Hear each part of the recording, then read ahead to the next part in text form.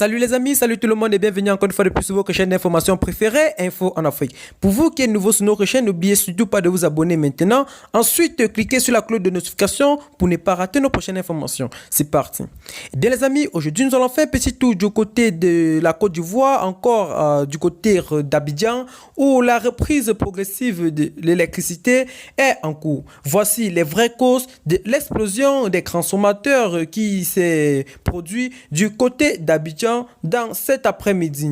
Pour plus tard dans ce sujet, c'est parti après notre petit générique. Bon visionnage les amis.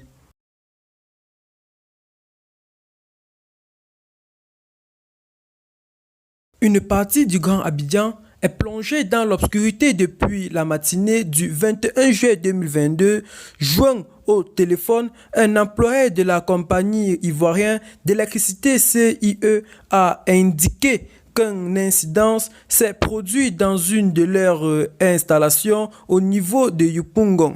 L'électricité revient progressivement, a-t-il ajouté.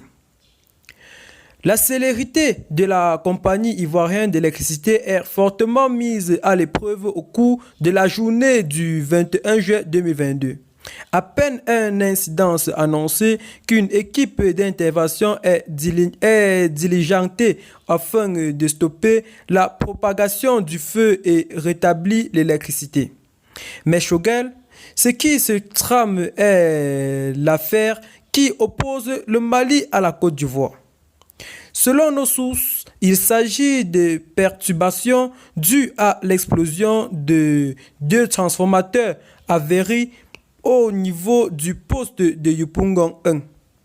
Les perturbations sont effectivement liées à l'explosion de deux transformateurs au niveau de Yopougon 1, a expliqué notre source. Sur sa page officielle Facebook, le forum d'assistance aux personnes en situation de danger police de secours a déclaré qu'il s'agit de deux fortes explosions à l'intérieur de la direction centrale du transport d'énergie et des télécommunications de Yopougon 1 au niveau du quartier Canal juste après Magasin. Et bien les amis, c'est dans ce pas que nous allons nous séparer pour ce qui est notre petite information qui sévit actuellement du côté de la Côte d'Ivoire, car nous, comme vous pouvez le constater, la Côte d'Ivoire est plongée depuis cet après-midi dans l'obscurité. Donc les secours à peine arrivés cherchent comment faire pour remédier à la situation. Et bien les amis, si vous avez aimé la vidéo, n'oubliez surtout pas de vous abonner si la partagez, vous avez ce n'est pas encore fait, de cliquer sur la cloche de notification pour ne pas rater nos prochaines informations. Bye bye, à très bientôt pour de nouvelles informations.